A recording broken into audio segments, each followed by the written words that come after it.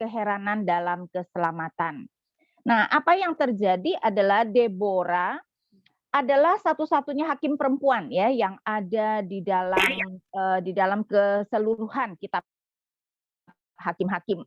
Nah, saudara, seperti biasa kita tahu bahwa zaman hakim-hakim bukanlah zaman yang baik, sehingga kita melihat kembali lagu lama, Israel kembali berdosa. Saya bacakan misalnya Hakim-Hakim 4 ayat 1. Setelah Ehud mati, orang Israel melakukan pula apa yang jahat di mata Tuhan. Lalu Tuhan menyerahkan mereka ke dalam tangan Yabin, Raja Kanaan, yang memerintah di Hasor. Panglima tentaranya ialah Sisera yang diam di Haroset Hagoyim. Lalu orang Israel berseru kepada Tuhan, sebab Sisera mempunyai 900 istri dan 20 tahun lamanya ia menindas orang Israel dengan keras. Coba kita lihat ya. Israel kembali berdosa dan Tuhan menyerahkan mereka ke tangan musuh yang kuat dan umat ditindas selama 20 tahun. Nah, apa yang terjadi adalah akhirnya Tuhan berbelas kasihan. Kemudian saya bacakan ayat 6, ia menyuruh memanggil Barak bin Abinoam dari Kedes di daerah Naftali, lalu berkata kepadanya, bukankah Tuhan Allah Israel memerintahkan demikian? Majulah, bergeraklah menuju Gunung Tabor dan membawa 10.000 orang Bani Naftali dan Bani Zebulon bersama kau. Dan aku akan menggerakkan Sisera, panglima tentara Yabin dengan kereta-keretanya dan pasukan-pasukannya menuju engkau ke sungai Kison dan aku akan menyerahkan dia ke dalam tanganmu. Nah, Tuhan melalui Deborah meminta Barak untuk memimpin peperangan. Dan jelas dikatakan bahwa Tuhan akan menyerahkan musuh yang kuat ke tangannya di sungai Kison. Saudara atau ibu-ibu, tadi kita sudah baca ya betapa Sisera ini mempunyai 900 kereta besi. Pada zaman kuno kereta sudah merupakan alat militer yang paling canggih dan ini kereta besi sebanyak 900 kereta. Karena itu kita melihat Tuhan sudah mempunyai rencana akan menyerahkan musuh ke Sungai Kison ya. Jadi 900 kereta itu nanti akan dibuat tidak berdaya di Sungai Kison. Next.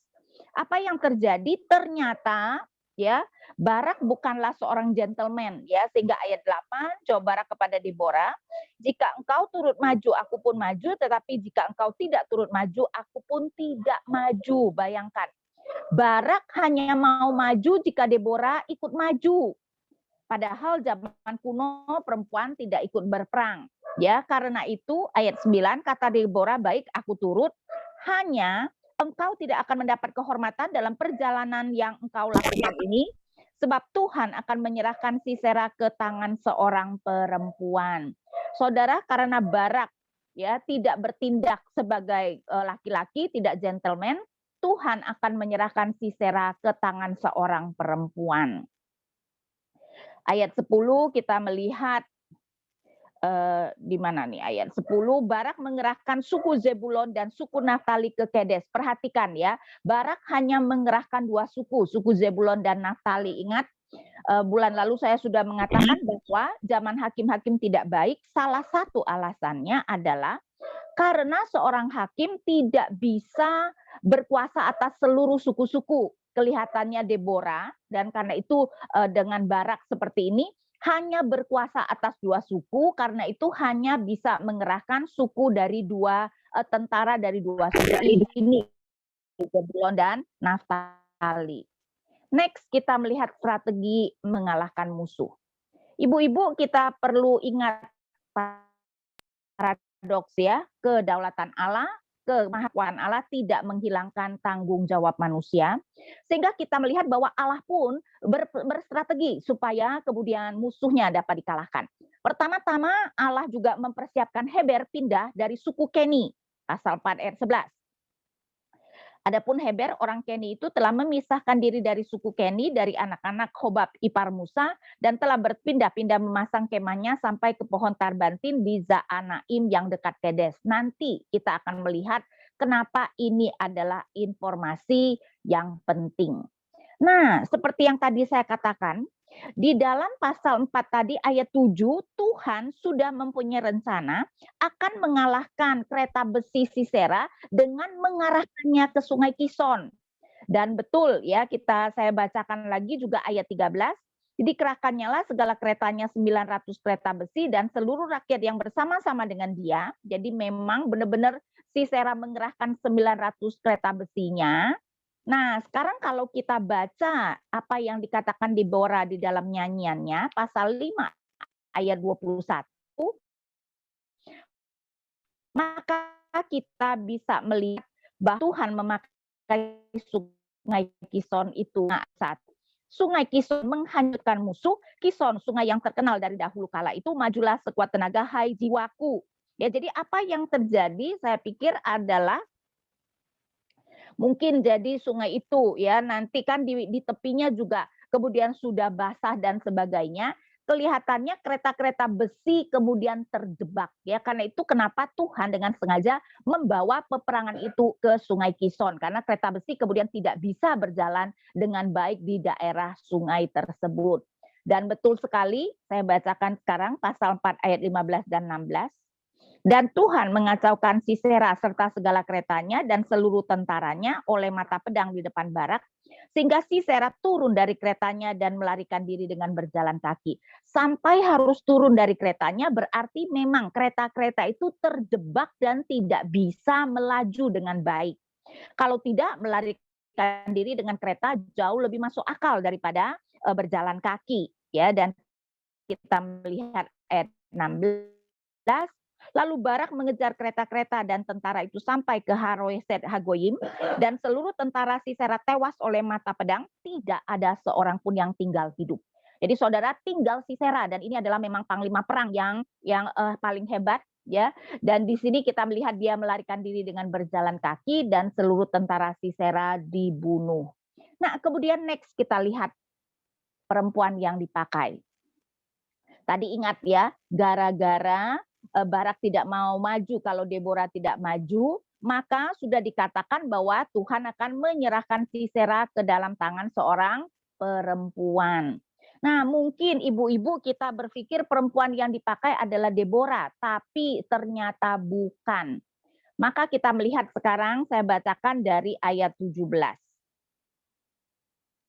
Tetapi Sisera dengan berjalan kaki melarikan diri ke kemah Yael, istri Heber. Ingat tadi Heber yang Tuhan sudah pindahkan, ya. Jadi sekarang Sisera berjalan kaki melarikan diri ke kemah Yael, istri Heber orang Keni itu, sebab ada perhubungan baik antara Yabin Raja Hasor dengan keluarga Heber orang Keni itu.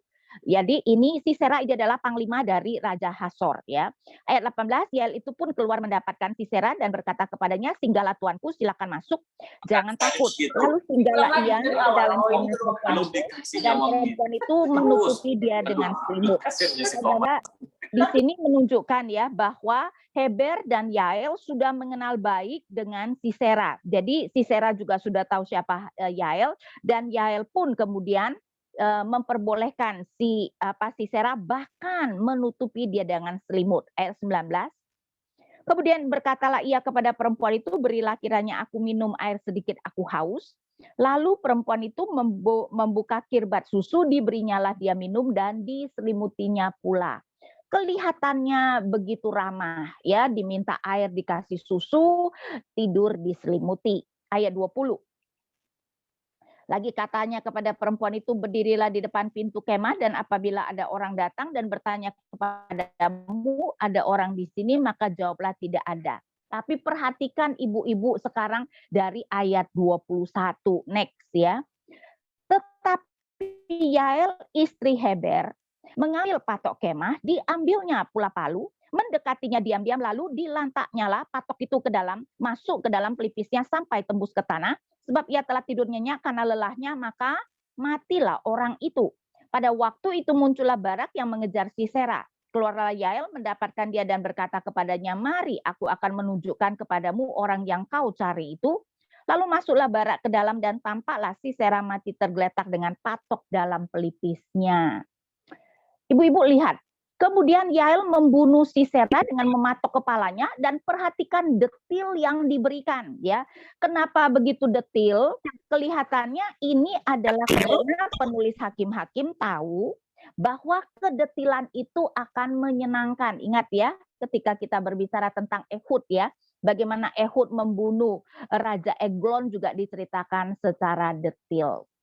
Nah, inilah bagaimana Tuhan memberikan kemenangan terhadap Yabin Raja Kanaan kepada seorang perempuan. Jadi rupanya perempuan yang dimaksud adalah Yael dan bukan ya dan Deborah.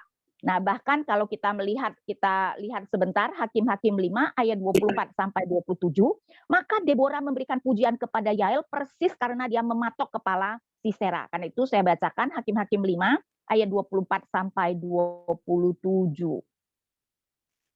Diberkatilah Yael istri Heber, orang Keni itu melebihi perempuan-perempuan lain. Diberkatilah dia melebihi perempuan-perempuan yang di dalam kemah. Air diminta orang itu, tetapi susu diberikannya. Dalam cawan yang indah disuguhkannya dadi. Tangannya diulurkannya mengambil patok, tangan kanannya mengambil tukul tukang. Ditukulnya Sisera, dihancurnya kepalanya, diremukkan dan ditembusnya pelipisnya. Dekat kakinya orang itu rebah, tewas tergeletak. Dekat kakinya orang itu rebah dan tewas, di tempat ia rebah, di sanalah orang itu tewas digagahi.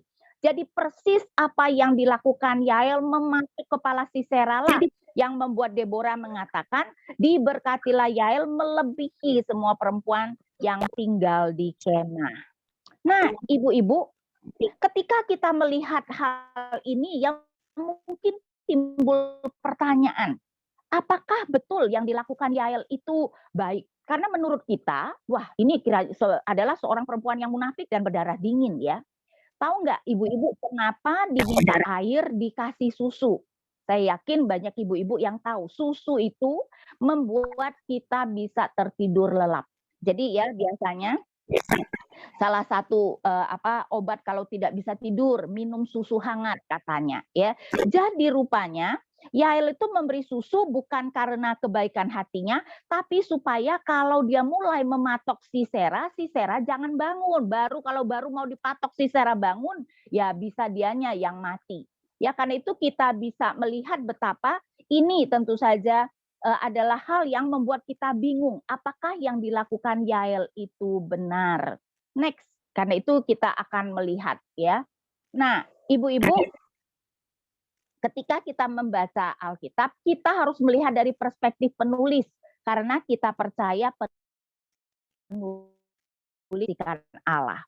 Ketika kita mencoba melihat dari perspektif kita, sering sekali kita yang tidak mengerti dan tidak berada di dalam situasi itu bisa mempunyai perspektif yang salah. Karena itu kita harus melihat perspektif penulis. Nah, ibu-ibu kita harus tahu penulis Alkitab tidak netral. Mereka akan menggiring kita untuk senang dengan perbuatan yang benar dan benci dengan perbuatan yang salah. Jadi sekali lagi penulis Alkitab tidak netral. Ya, mereka akan membawa kita untuk setuju dengan apa yang Allah anggap benar dan tidak setuju dengan apa yang Allah anggap salah. Sebelumnya kita sudah mendengar bahwa Deborah mengatakan kehormatan akan diberikan kepada seorang perempuan. Dan Deborah mengatakan Yael diberkati melebihi semua perempuan dalam kemah. Dan betul kan, setelah Yael membunuh Sisera, baru Barak datang. Coba kalau Barak datang sebelum Yael membunuh Sisera, akhirnya Barak akan mati di tangan Sisera akan mati di tangan Barak, tapi bukan itu yang Tuhan kehendaki. Tuhan akan menyerahkan Sisera, ingat, ke dalam tangan seorang perempuan, dan perempuan yang dimaksud adalah Yael.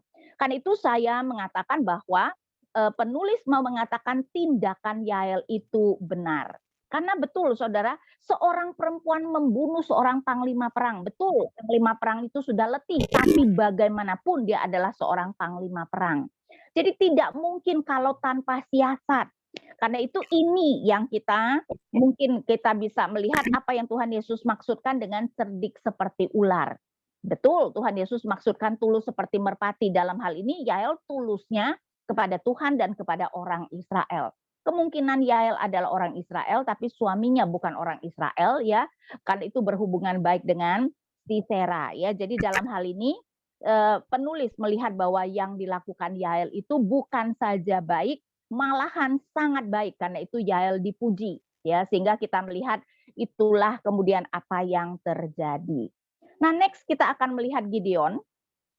Saya percaya ibu-ibu sudah lebih tahu kali ya cerita Gideon, permulaan yang baik tapi sayangnya akhir yang menyedihkan. Nah, pertama-tama kita akan masuk pasal 6 berbicara tentang panggilan Gideon. Saya bacakan beberapa ayat di pasal 6. Seperti biasa kita melihat tetapi orang Israel melakukan apa yang jahat di mata Tuhan. Sebab itu Tuhan menyerahkan mereka ke dalam tangan orang Midian 7 tahun lamanya. Nah saudara, ini cuma 7 tahun dibandingkan sebelumnya ya, pada zaman Deborah mereka ditindas Hasor raja Yabin tadi 20 tahun, ini 7 tahun. Tapi walaupun 7 tahun penderitaannya kelihatannya sangat luar biasa. Ayat 2, dan selama itu orang Midian berkuasa atas orang Israel. Karena takutnya kepada orang Midian itu, maka orang Israel membuat tempat-tempat perlindungan di pegunungan, yakni gua-gua dan kubu-kubu. Bayangkan mereka itu sampai harus bersembunyi di gua-gua. Dan apa yang terjadi adalah mereka itu sampai tidak ada makanan. Ya, ayat 3. Setiap kali orang Israel selesai menabur, datanglah orang Midian, orang Amalek, dan orang-orang dari sebelah timur lalu maju mendatangi mereka. Berkemahlah orang-orang itu di daerah mereka dan memusnahkan hasil tanah itu sampai ke dekat Gaza dan tidak meninggalkan bahan makanan apapun di Israel, juga domba atau lembu atau keledai pun tidak.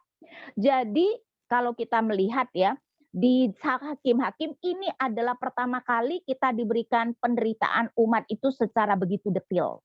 Ya, jadi kita melihat penderitaan umat. Walau hanya 7 tahun tetapi penderitaan yang sangat luar biasa. Ayat 7.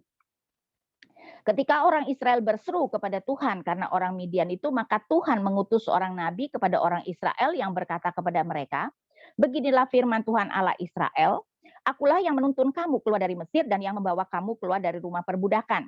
Aku melepaskan kamu dari tangan orang Mesir dan dari tangan semua orang yang menindas kamu. Bahkan aku menghalau mereka dari depanmu dan negeri mereka kuberikan kepadamu. Dan aku telah berfirman kepadamu, akulah Tuhan Allahmu. Maka janganlah kamu menyembah orang-orang Amori yang negerinya kamu diami ini, tetapi kamu tidak mendengarkan firmanku itu. Saudara, di sini kita melihat Tuhan melakukan yang tidak biasa.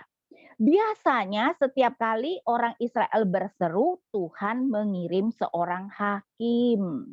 Tapi sekali ini Tuhan mengirim seorang nabi.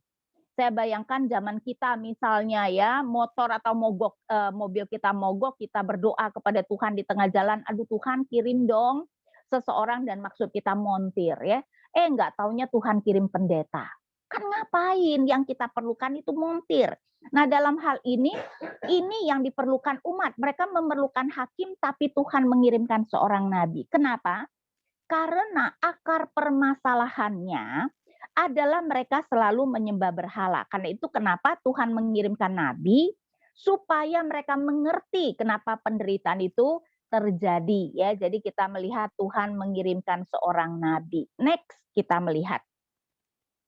Tapi kemudian apa yang terjadi? Nah, saya bacakan lagi ayat 10 dan kemudian saya lanjutkan kepada ayat 11. Ibu-ibu lihat, alurnya itu sebenarnya masuk akal apa enggak? Ayat 10 saya bacakan lagi. Dan aku telah berfirman kepadamu, akulah Tuhan Allahmu, maka janganlah kamu menyembah Allah orang Amori yang negerinya kamu diami ini, tetapi kamu tidak mendengarkan firmanku itu. Kemudian datanglah malaikat Tuhan dan duduk di bawah pohon tarbantin di Ofra kepunyaan Yoas orang Abiezer itu, sedang Gideon anaknya mengirik gandum dalam tempat pemerasan anggur agar tersembunyi bagi orang Midian. Ketika kita membaca akhir dari ayat 10, aku telah mengatakan jangan menyembah Allah orang Amori, tetapi kamu tidak mendengarkan firman, harusnya ayat 11 adalah penghakiman. Tapi yang terjadi mulai ayat 11 adalah kisah bagaimana malaikat Tuhan, dalam hal ini Tuhan sendiri, memanggil Gideon. Kan itu kita sebut ini adalah inexplicable grace, anugerah yang tidak masuk akal. Ketika Tuhan seharusnya memberikan hukuman, Tuhan memberikan seorang hakim untuk menyelamatkan mereka. Ya, karena itu sekali lagi kita sebut ini adalah anugerah yang tidak masuk akal. Dan memang ya, kalau kita perhatikan sebenarnya memang selalu anugerah Tuhan itu tidak pernah masuk akal. Jadi malaikat Tuhan datang kepada Gideon, ayat 12, malaikat Tuhan menampakkan diri kepadanya dan berfirman kepadanya, demikian Tuhan menyertai engkau ya pahlawan yang gagah berani. Jadi Tuhan menyertai, kenapa menyebut Gideon pahlawan yang gagah berani? Nanti itu Gideon akan menjadi seperti itu walaupun sekarang belum, ya. Tapi yang saya mau fokuskan adalah janji penyertaan Tuhan. Nah, ibu-ibu, ini adalah janji yang selalu Tuhan berikan kepada siapapun yang Tuhan panggil, kepada Musa, kepada misalnya kepada nabi-nabi, kepada Yosua, ya. Seberapapun takutnya mereka, seberapapun besarnya masalah mereka, Tuhan selalu berjanji, aku akan menyertai. Dan kemudian 13 dan 14, jawab Gideon kepadanya, Tuanku, jika Tuhan menyertai kami, mengapakah semuanya ini menimpa kami? Di manakah segala perbuatan-perbuatannya yang ajaib yang diceritakan oleh nenek moyang kami kepada kami ketika mereka berkata, bukankah Tuhan telah menuntun kita keluar dari Mesir? Tetapi sekarang Tuhan membuang kami dan menyerahkan kami ke dalam cengkraman orang Midian. Lalu berpalinglah Tuhan kepadanya dan berfirman, pergilah dengan kekuatanmu ini dan selamatkanlah orang Israel dari cengkraman orang Midian. Bukankah aku mengutus engkau? Ya, jadi kita melihat apa yang terjadi. Tuhan mengatakan mengutus Gideon. Nah, ibu-ibu pasti tahu ya, Gideon itu adalah seorang peragu. Dan di sini pun Gideon tidak yakin. Karena apa? Karena itu dia menganggap bahwa Tuhan sepertinya sudah meninggalkan umatnya. Karena itu di sini kita melihat bahwa dia mulai meminta tanda. Ya, kebanyakan kita tidak sadar bahwa di sini di dalam perjumpaan yang pertama itu Gideon sudah meminta tanda. Saya bacakan misalnya apa yang dikatakan di ayat 17. Maka jawabnya kepadanya, jika sekiranya aku mendapat kasih karunia di matamu, maka berikanlah kepadaku tanda bahwa engkau sendirilah yang berfirman kepadaku. Jadi apa yang terjadi, Gideon kemudian masuk mengolah seekor anak kambing, dan kemudian apa yang terjadi, saya bacakan dari ayat 20, berfirmanlah malaikat Allah kepadanya, ambillah daging dan roti yang tidak beragi itu, letakkanlah di atas batu ini dan curahkan kuahnya, maka diperbuatnya demikian. Dan malaikat Tuhan mengulurkan tongkat yang ada di tangannya, dengan ujungnya disinggungnya daging dan roti itu, maka timbullah api dari batu itu dan memakan habis daging dan roti itu. Kemudian hilanglah malaikat Tuhan dari pandangannya. Dan Gideon kemudian sadar itu adalah Tuhan. Ya, sehingga kita melihat kebutuhan akan keyakinan yang dipenuhi. Next, kita melihat, tapi tentu saja Tuhan bukan saja menunjukkan kuasanya, Tuhan juga menuntut ketaatan. Jadi kalau kita, apa yang terjadi adalah di ayat 25 saya bacakan, pada malam itu juga Tuhan berfirman kepadanya, ambillah seekor lembu jantan kepunyaan ayahmu, yakni lembu jantan yang kedua berumur 7 tahun, runtuhkanlah mezbah Baal kepunyaan ayahmu dan tebanglah tiang berhala di dekatnya. Rupanya ayah Gideon itu mempunyai mezbah Baal. Gideon disuruh untuk meruntuhkan mezbah Baal itu. Nah, saudara, kita tahu bahwa Gideon takut dan melakukannya pada malam hari, dan itu tidak menjadi masalah ya. Yang penting dia harus melakukan. Tapi kemudian juga saya lanjutkan membaca ayat 26. Kemudian dirikanlah mezbah bagi Tuhan Allahmu di atas kubu pertahanan ini dengan disusun baik. Lalu ambillah lembu jantan dan yang kedua dan persembahkanlah korban bakaran dengan kayu tiang berhala yang kau tebang itu. Perhatikan, mezbah Baal harus diruntuhkan sebelum mendirikan mezbah bagi Tuhan. Dan ini adalah prinsip yang sangat penting, ibu-ibu. Kita tidak bisa berkomitmen kepada Tuhan sebelum kita menghancurkan, ya, meniadakan komitmen kita yang lain. Kalau kita ya mempunyai komitmen atau menyembah Allah yang lain sebelumnya, ya, walaupun tentu saja kita tahu ya berhala kita mungkin adalah uang, kuasa dan sebagainya. Kan itu kita melihat ini adalah tuntutan ketaatan. Tapi seperti yang saya katakan ya, Gideon itu adalah seorang yang sebenarnya peragu. Karena itu, ketika sebenarnya dia sudah melakukan semua itu, Gideon itu kemudian meminta tanda dari Tuhan. Ayat 36. Kemudian berkata lagi Gideon kepada Allah, jika engkau mau menyelamatkan orang Israel dengan perantaraanku seperti yang kau firmankan itu, maka aku membentangkan guntingan bulu domba di tempat pengirikan. Apabila hanya di atas guntingan bulu itu ada embun, tetapi seluruh tanah di situ tinggal kering, maka taulah aku bahwa engkau mau menyelamatkan orang Israel dengan perantaraanku seperti yang kau firmankan. Dan demikianlah terjadi, sebab keesokan pagi ia bangun, dipulasnya guntingan bulu itu dan diperasnya air embun dan guntingan bulu itu secawan penuh air. Jadi ya itu sudah dipenuhi tapi rupanya dia masih ragu, ayat 39. Lalu berkata lagi Gideon kepada Allah, janganlah kiranya murka-Mu bangkit terhadap aku apabila aku berkata lagi sekali ini saja. Biarkanlah aku satu kali lagi saja mengambil percobaan dengan guntingan bulu itu. Sekiranya yang kering hanya guntingan bulu itu dan di atas seluruh tanah itu ada embun. Dan demikianlah diperbuat Allah pada malam itu sebab hanya guntingan bulu itu yang kering dan di atas seluruh tanah itu ada embun. Nah, saudara, kita melihat bahwa yang pertama yaitu bahwa bulu dombanya basah sekeliling kering. Nah, itu sebenarnya bisa secara alami. Karena apa? Para ahli mengatakan bulu domba itu cenderung mengisap air. Jadi masuk akal kalau dia itu kemudian mengisap air yang sekelilingnya sehingga sekelilingnya kering sedangkan dia basah. Sedangkan yang kedua itu terbalik. Bulu dombanya kering, sekelilingnya anda basah. Nah, itu melawan natur alam. Karena itu yang kedua ini yang diminta sebenarnya lebih merupakan mukjizat. Ya, jadi kita melihat di sini Gideon meminta dua tanda. Berarti selama ini sudah tidak ada 3 tanda yang kemudian Tuhan berikan kepada Gideon. Nah, apakah kita boleh minta tanda? Boleh, ya. Kita melihat kita boleh minta tanda. Karena apa? Karena misalnya kita tidak yakin betul nggak sih sebenarnya ini apa yang Allah mau kita lakukan. Selama kita minta tanda itu adalah memang mau meyakinkan diri kita, ya mau benar-benar merasa yakin bahwa Tuhan memang menyuruh kita melakukan itu dan bukan untuk melarikan diri. Next, kita melihat kekuatan dalam kelemahan. Jadi sudah tidak 3 tanda dan kelihatannya Gideon sudah cukup siap, ya. Jadi kita melihat pasal 7.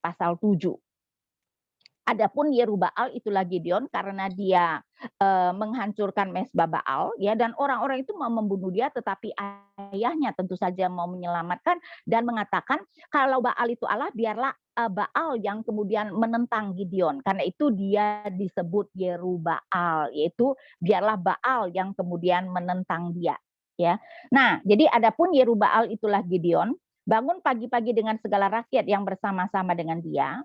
Lalu mereka berkemah dekat air Mata Harod. Perkemahan orang Midian itu ada di sebelah utaranya, dekat Bukit More di lembah.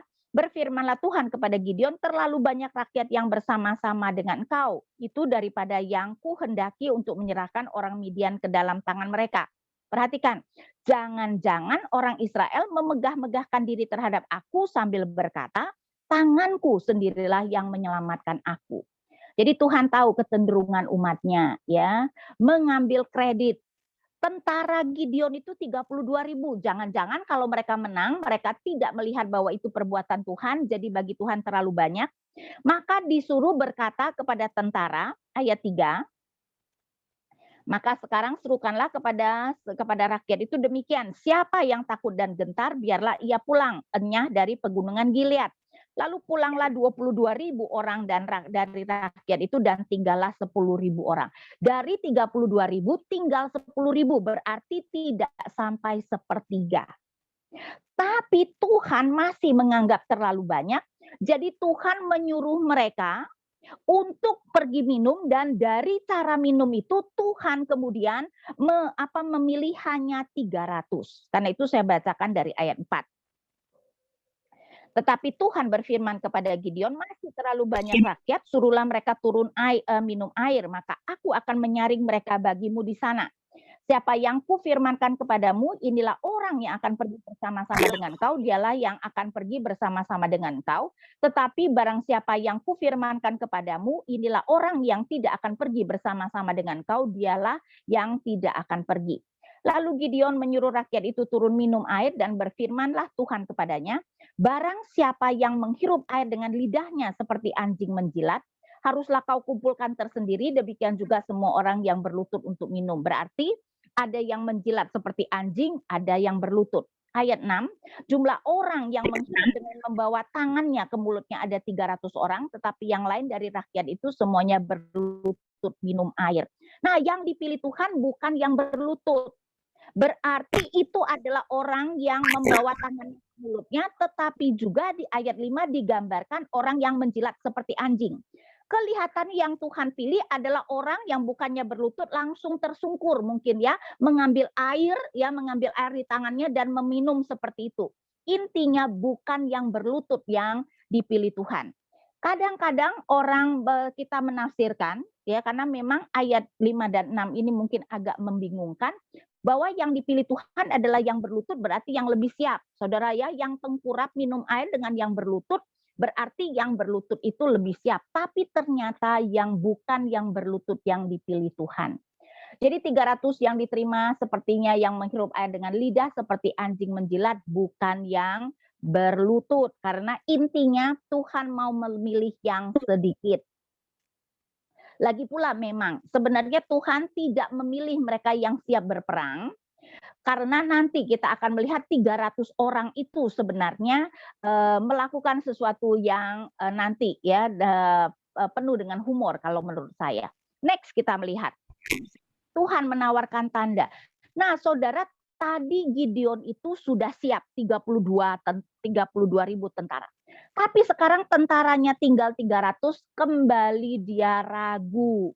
Nah, Tuhan rupanya tahu bahwa Gideon ragu, cuman Gideon sudah tidak enak meminta tanda ya. Dia sudah mendapatkan 3 tanda dari Tuhan. Jadi sekali ini Tuhan yang menawarkan tanda. Nah, apa yang terjadi adalah kita melihat dari ayat 7. Pasal 7 dari ayat 7, lalu berfirmanlah Tuhan kepada Gideon, dengan ke-300 orang yang menghirup itu akan kuselamatkan kamu, aku akan menyerahkan orang Midian ke dalam tanganmu, tetapi yang lain dari rakyat itu semuanya boleh pergi masing-masing ke tempat kediamannya. Nah, ayat 9, pada malam itu berfirmanlah Tuhan kepadanya, bangunlah, turunlah menyerbu perkemahan itu, sebab telah kuserahkan itu ke dalam tanganmu. Ayat 10, tetapi jika engkau takut untuk turun menyerbu, turunlah bersama dengan pura bujangmu ke perkemahan ini, maka kau dengarlah apa yang mereka katakan, kemudian engkau akan mendapat keberanian untuk turun menyerbu ke perkemahan itu. Nah, Tuhan berkata, Gideon, kalau engkau takut turun dulu dan dengarkan nanti. Ya, dan ternyata akhir ayat 11, lalu turunlah ia, berarti Gideon mengaku dia takut, dia turun ke perkemahan musuh dan di sana dia mendengar seorang berkata kepada temannya, aku bermimpi, ya, aku bermimpi ada sekeping roti jelai tergulung masuk ke perkemahan orang Midian, dan temannya, ayat 14, lalu temannya menjawab, ini tidak lain dari pedang Gideon bin Yoas orang Israel itu. Allah telah menyerahkan orang Midian dan seluruh perkemahan itu ke dalam tangannya. Jadi saudara, kita melihat Gideon yang masih ragu menerima tawaran dan mendengar itu langsung Gideon yakin. Ya, karena itu kita melihat ayat 15, segera sesudah Gideon mendengar mimpi itu diceritakan dengan maknanya, sujudlah ia menyembah, kemudian pulanglah ia ke perkemahan orang Israel, lalu berkata, bangunlah, sebab Tuhan telah menyerahkan perkemahan orang Midian ke dalam tanganmu. Ibu-ibu, Tuhan tahu pentingnya keyakinan untuk menang sebelum berperang. Ya, ingat ya, di dalam kisah Yosua misalnya, Tuhan melalui 2 orang pengintai yang dikuatkan oleh Rahab, kemudian percaya bahwa Tuhan sudah menyerahkan musuh ke dalam tangan mereka. Ya, karena itu kedua pengintai sudah yakin dan kemudian meyakinkan saudara-saudaranya. Ya, sehingga akhirnya kita melihat bahwa Gideon sekarang sudah yakin. Kemudian next kita melihat. Tadi kan Tuhan itu dengan sengaja meminimkan tentara menjadi 300 supaya orang Israel jangan berpikir bahwa mereka yang berperang. Dan betul kita melihat Tuhan yang berperang bagi umatnya. Di sini Gideon mempunyai 300 tentara, Gideon membagi tentaranya menjadi 3 kelompok ya. Dan saya bacakan Ayat 16, sesudah itu dibagilah ke 300 orang itu di dalam 3 pasukan, dan ke tangan mereka semuanya diberikan sangkakala dan buyung kosong dengan suluh di dalam buyung itu. Ibu-ibu perhatikan, cuman diberikan sangkakala dan buyung, tidak diberikan senjata.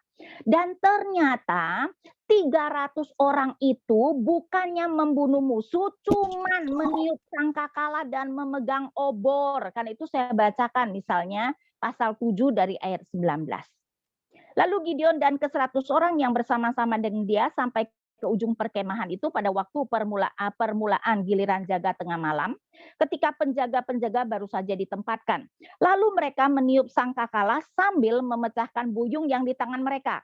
Perhatikan ayat 20, demikianlah ketiga pasukan itu bersama-sama meniup sangkakala dan memecahkan buyung dengan memegang obor di tangan kirinya dan sangkakala di tangan kanannya untuk ditiup serta berseru pedang demi Tuhan dan demi Gideon. Saudara, ibu-ibu lihat gak? Mereka itu cuman pegang obor dan sangkakala. Satu tangan pegang obor, satu tangan pegang sangkakala untuk ditiup dan berseru pedang demi Tuhan dan demi Gideon, bukan untuk membunuh musuh. Jadi bagaimana musuh dikalahkan? Saya bacakan 21. Sementara itu tinggallah mereka berdiri masing-masing di tempatnya sekeliling perkemahan itu, tetapi seluruh tentara musuh menjadi kacau balau berteriak-teriak dan melarikan diri. Rupanya tugas 300 orang itu cuman membuat panik musuh. Ayat 22, sedang ke-300 orang itu meniup sangkakala, maka di perkemahan itu Tuhan membuat pedang yang seorang diarahkan kepada yang lain. Lalu larilah tentara itu sampai ke Bersita. Musuh saling membunuh sendiri, ya, sehingga kita lihat nggak ibu-ibu, Tuhan yang berperang bagi umatnya, ya. Jadi dan Tuhan yang membuat musuh saling membunuh. Akhirnya Gideon bisa menang dengan gemilang. Tapi tadi ya, tema kita itu mengenai Gideon adalah mulai dengan baik tapi berakhir dengan tidak baik. Sehingga next kita melihat kelemahan yang negatif.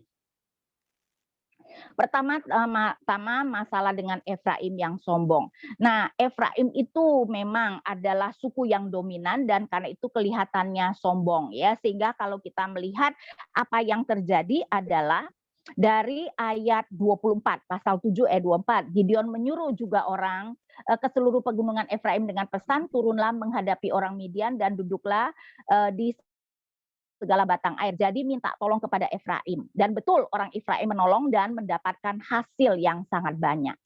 Tapi kemudian orang Efraim menegur Gideon, pasal 8. Lalu berkatalah orang-orang Efraim kepada Gideon, apa macam perbuatanmu itu terhadap kami? Mengapa engkau tidak memanggil kami ketika engkau pergi berperang melawan orang Midian? Lalu mereka menyesali dia dengan sangat. Jadi Efraim menegur, kenapa tidak dari awal memanggil mereka? Ya, kenapa sesudah ya Gideon mengejar musuh baru kemudian meminta orang Efraim untuk membantu. Jadi Efraim marah. Nah, Gideon dengan rendah hati, ayat 2 jawabnya kepada mereka, apa perbuatanku dalam hal ini jika dibandingkan dengan kamu? Bukankah pemetikan susulan oleh suku Efraim lebih baik hasilnya dari panen buah anggur kaum Ebiezer? Artinya Gideon mau mengatakan, walaupun kalian datang menyusul, tapi hasil kalian itu lebih hebat dari hasil yang aku lakukan. Nah, Efraim orang kalau sombong ya ditinggikan biasanya marahnya reda. Jadi Efraim pun reda marahnya. Ayat 3, Allah telah menyerahkan kedua raja Midian itu yakni Orem dan Zeeb ke dalam tanganmu. Apa yang telah dapat kucapai jika demikian maka redalah amarah mereka terhadap mereka. Oke, ini bisa diselesaikan dengan cukup baik ya. Tapi next kita melihat masalah dengan Sukot dan Penuel yang merendahkan. Jadi ceritanya Gideon beserta 300 orangnya sekarang sedang memburu dua raja Midian. Dan mereka kemudian sampai di seberang sungai Yordan, ayat 5, pasal 8 ayat 5. Dan berkatalah ia kepada orang-orang Sukot, tolong berikan beberapa roti untuk rakyat yang mengikut aku ini, sebab mereka telah lelah dan aku sedang mengejar Zebah dan Almunah, raja-raja Midian. Tetapi jawab para pemuka di Sukot itu, sudahkah Zebah dan Salmunah itu ada dalam tanganmu, sehingga kami harus memberikan roti kepada tentaramu. Ya, jadi rupanya, dan kita melihat itu dilakukan baik Sukot maupun Penuel. ya. Gideon meminta baik-baik supaya mereka memberikan roti karena mereka sedang mengejar raja-raja Midian. Tapi rupanya kedua kota ini bukan saja tidak mau memberi roti, tetapi juga menghina. Ya, sekali lagi, sudahkah Zeba dan Salmuna itu ada dalam tanganmu sehingga kami harus memberikan roti kepadamu, ayat 7. Lalu kata Gideon, kalau begitu apabila Tuhan menyerahkan Zeba dan Salmuna ke dalam tanganku, aku akan menggaruk tubuhmu dengan duri, padang gurun, dan ona. Orang Penuel yang mengatakan juga sama, ya, maka ayat 9, lalu ia berkata juga kepada orang-orang Penuel, apabila aku kembali dengan selamat, maka aku akan merobohkan menara itu. Nah, saudara, kita melihat next yang terjadi adalah benar-benar Gideon kemudian ya menghukum kedua kota tersebut, ya. Jadi Gideon marah dan mengatakan akan menghukum kedua kota tersebut ketika sudah menangkap raja-raja Gideon, dan betul setelah menang Gideon memukul tua-tua Sukot dengan onak duri. Saya rasa pasti ada yang mati juga, ya. Kita bisa bayangkan dia dipukul dengan onak. Dan dia kemudian merobohkan menara Penuel, dan jelas di sini dikatakan dibunuhnya orang-orang di kota itu. Saya bacakan ayat 16 dan 17. Lalu ia mengumpulkan para tua-tua kota itu, ia mengambil duri, padang gurun, dan ona, dan menghajar orang-orang Sukot dengan itu. Juga menara Penuel dirobohkannya dan dibunuhnya orang-orang kota itu. Padahal itu adalah kota-kota Israel. Dan di sini menunjukkan memang ya seorang hakim tidak bisa berkuasa atas seluruh kota-kota Israel. Karena itu kenapa ada kota-kota suku-suku yang tidak mau tunduk, seperti ya, ternyata mereka tidak mengakui, ya, jadi kota Penuel dan Sukot tidak mengakui Gideon sebagai hakim. Karena itu kita melihat ini adalah bagian dari akhir yang mengecewakan, tapi bukan itu saja. Next kita lihat. Next ya, dari pasal 8 ayat 22.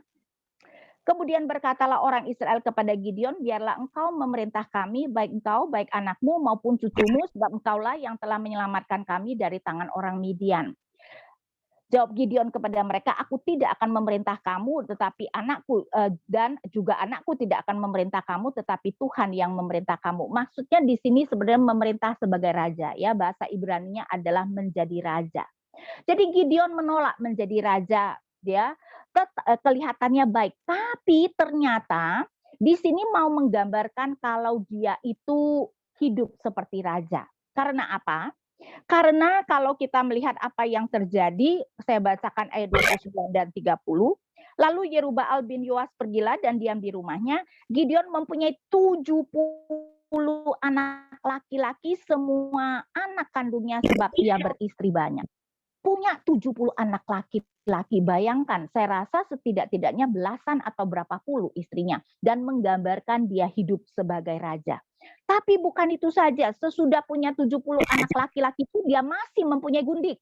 Bahkan kalau kita melihat apa yang dikatakan di sini, ya, ayat 31, juga gundiknya yang tinggal di Sikem melahirkan seorang anak laki-laki baginya, lalu ia memberikan nama Abimelek kepada anak itu.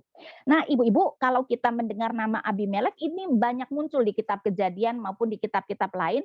Sering sekali raja-raja Filistin namanya Abimelek, ya, pada zaman Abraham, pada zaman Ishak. Kenapa ini adalah nama yang suka dimiliki oleh raja? Karena Abimelek berarti ayahku adalah raja. Nah, memberi nama anak Abimelek berarti dia menganggap dirinya adalah raja, ya. Jadi Gideon menolak menjadi raja tapi hidup sebagai raja.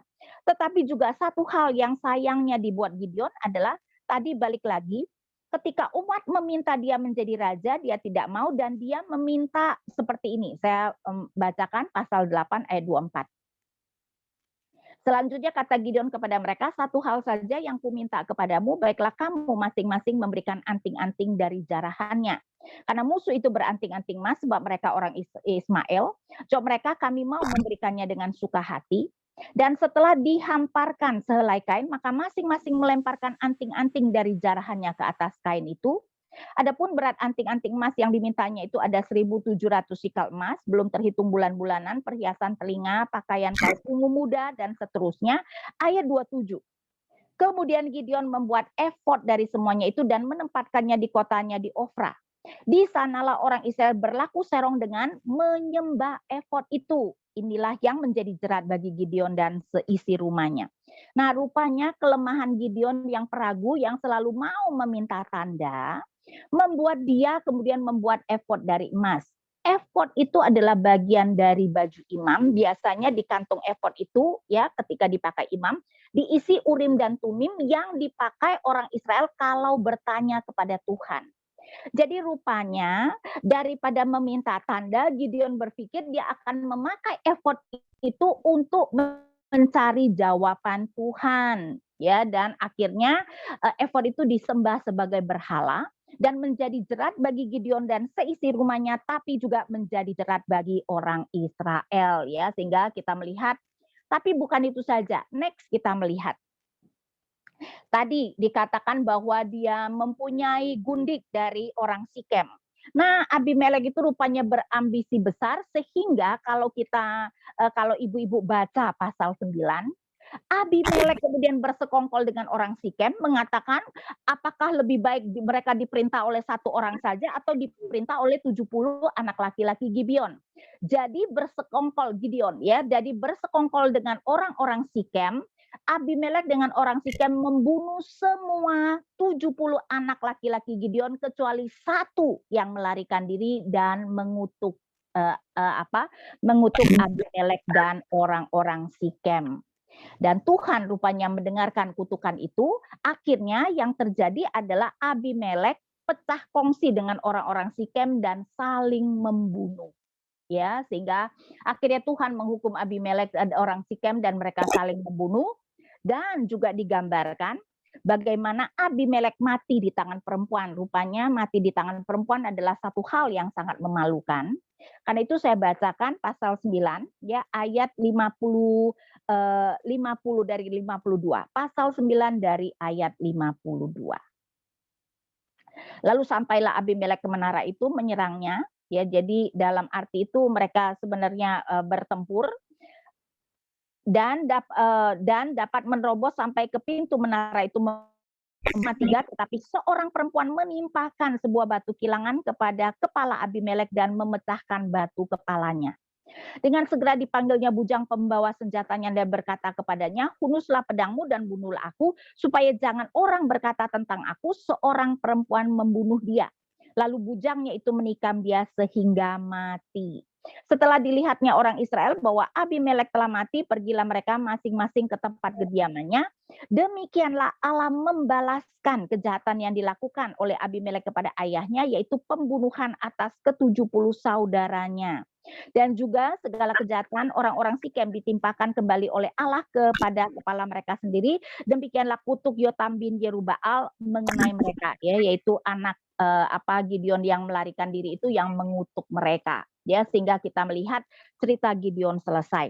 Nah, ibu-ibu, kita bisa melihat, ya, dan ini adalah sesuatu yang sebenarnya sangat menyedihkan, ya. Sudah memulai dengan begitu baik, tetapi tidak berakhir dengan indah, dan ini harus menjadi sebuah peringatan bagi kita. Tidak mengherankan Paulus kemudian berkata, "Kerjakanlah keselamatanmu dengan takut dan gentar." Karena apa? Karena kalaupun kita adalah orang yang sungguh-sungguh percaya, pertama-tama mungkin saya mau kembali menekankan, ya, ibu-ibu, ingat, ya, tidak semua orang Kristen mempunyai iman yang sejati. Jadi tidak semua orang Kristen masuk surga.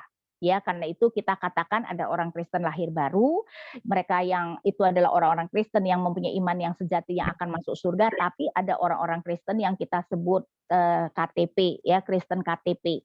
Dan seharusnya mereka tidak masuk surga karena mereka tidak benar-benar beriman.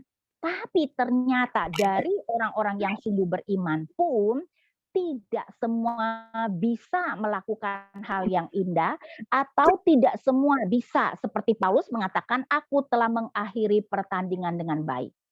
Gideon adalah salah satu hakim yang menurut saya tidak mengakhiri pertandingan dengan baik. Memulai dengan baik tapi tidak mengakhiri pertandingan dengan baik. Karena itu ini harus menjadi peringatan bagi kita, ya. Kita boleh memulai dengan baik tapi bukan berarti kita pasti mengakhirinya dengan baik. Ya, karena itu sekali lagi kitab Hakim-Hakim menunjukkan era yang tidak baik, termasuk apa yang dilakukan oleh para hakim, banyak hal yang tidak baik, ya. Jadi dalam hal ini apa yang kemudian dilakukan Gideon, beberapa hal yang dilakukan Gideon harus menjadi peringatan bagi kita untuk tidak kita lakukan. Ya, dia menjadi sombong setelah berhasil sehingga kemudian memperlakukan kota Sukot dengan Penuel, ya, dengan begitu kejamnya. Oke lah, memang dia dihina, tapi kan tidak perlu sampai dia membunuh seperti itu, ya. Kemudian membuat effort yang kemudian menjadi jerat, hidup seperti raja dan mengakibatkan kehancuran, ya, atau kematian anak-anaknya, ya, sehingga kita melihat sekali lagi bagaimana Gideon itu memulai dengan baik tetapi tidak berakhir dengan indah, ya. Jadi permulaan yang baik, akhir yang menyedihkan. Oke, saya berikan kesempatan untuk bertanya, Ibu-ibu. Iya, terima kasih Bu Inawati atas pemaparan dan eksposisinya. Lumayan cukup jelas gitu ya, sangat jelas cerita tentang hakim-hakim ini, dari Deborah, perempuan yang dipilih Tuhan ternyata adalah akhirnya si Yael yang membunuh Sisera. Kemudian kembali kita mendengarkan cerita dari Gideon yang pada akhirnya diakhiri dengan sedikit hal yang tidak baik, yang mengecewakan, ya. Luar biasa memang. Tadi saya sempat ngobrol ke anak saya tanya tentang cerita Gideon, ternyata anak saya juga cukup fasih tentang Gideon, ya. Gideon adalah nabi yang berperang, informasinya dia bilang, iya Ma, itu berperang hanya dengan menggunakan sangkakala dan obor, gitu ya. Jadi memang luar biasa cerita Gideon, dari sekolah anak sekolah minggu juga tahu, ya. Baik, terima kasih. Saat ini kita membuka sesi diskusi bagi teman-teman ibu-ibu yang ingin mengajukan pertanyaan. Kami buka sesi pertama dulu dari ibu-ibu dari wanita sektor Makedonia, sektor 6 GKPS Padang Bulan. Saya membuka termin pertama, jika ada kami persilahkan. Dari sektor 6, sektor Makedonia, mungkin ada pertanyaan atau yang ingin didiskusikan. Kami buka sesi pertama, silahkan jika ada dari sektor 6.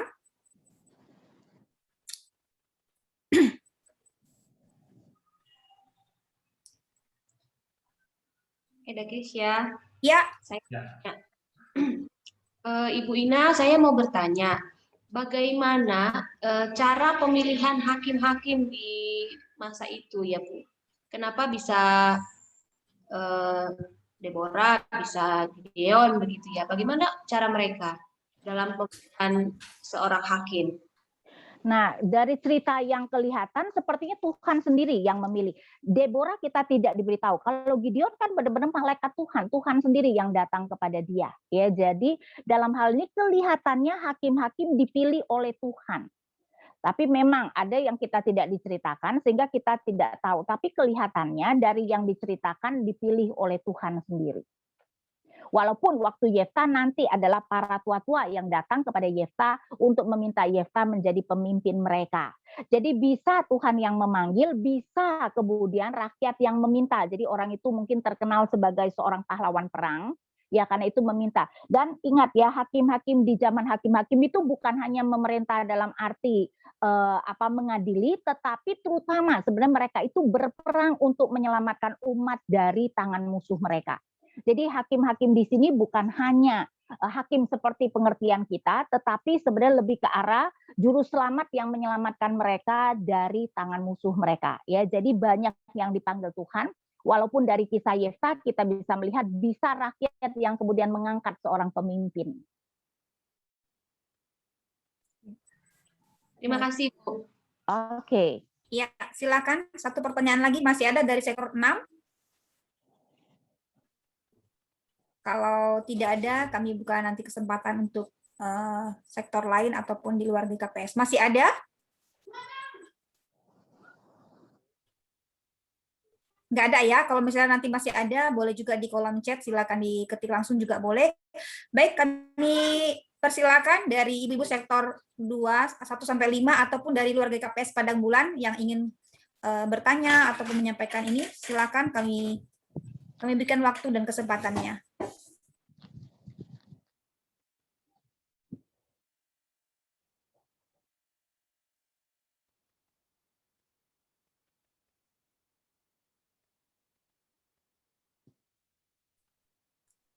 Kami persilakan, kita masih punya banyak waktu untuk sesi diskusi, jadi kita bisa terus menggali, bahkan berdiskusi, bertanya dari pemaparan yang tadi sudah kita dengarkan.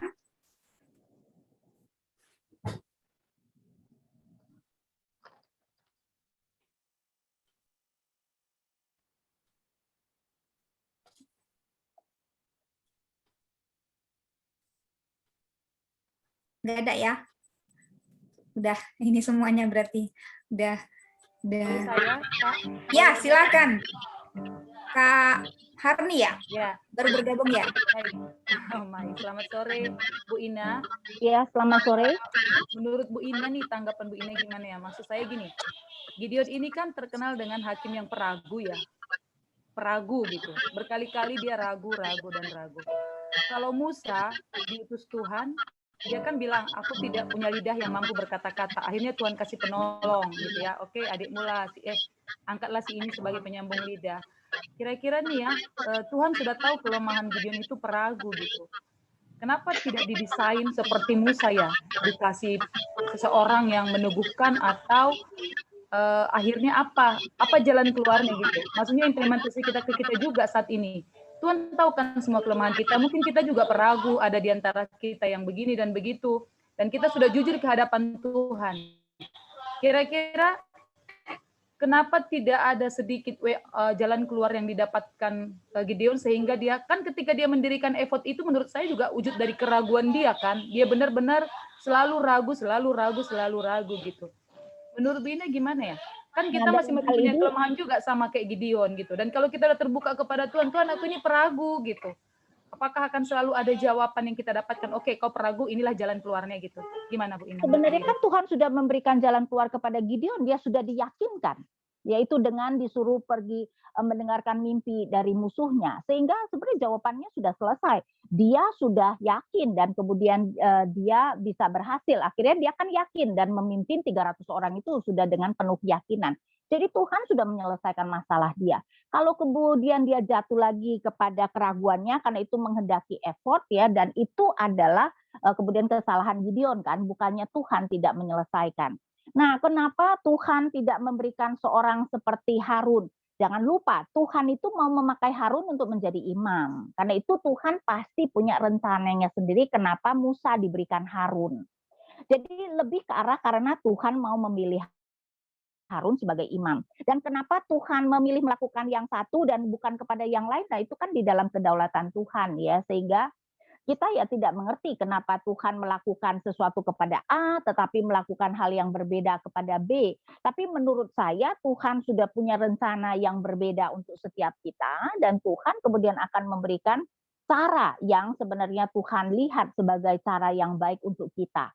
Tapi memang bukan berarti kalau kita tidak bisa jatuh kepada kelemahan kita lagi ya, karena itu dalam hal ini sebenarnya harus membuat kita berhati-hati. Kelemahan kita tetapi juga kekuatan kita sering sekali menjadi kejatuhan kita. Gideon itu bukan hanya jatuh dalam kelemahannya, ketika dia sudah kuat dia juga menjadi sombong dan jatuh. Betul enggak? Ya, jadi dalam hal itu harus menjadi peringatan bagi kita ya, baik di dalam kekuatan kita maupun di dalam kelemahan kita, itu bisa menjadi godaan bagi kita ya. Dan kalau Tuhan selalu harus menyelesaikan semua masalah, nanti kita orang Kristen kemudian hidup dengan tidak hati-hati. Dengan adanya kemungkinan bahwa kita bisa jatuh karena kekuatan maupun kelemahan kita, itu yang akan membuat kita lebih bergantung kepada Tuhan.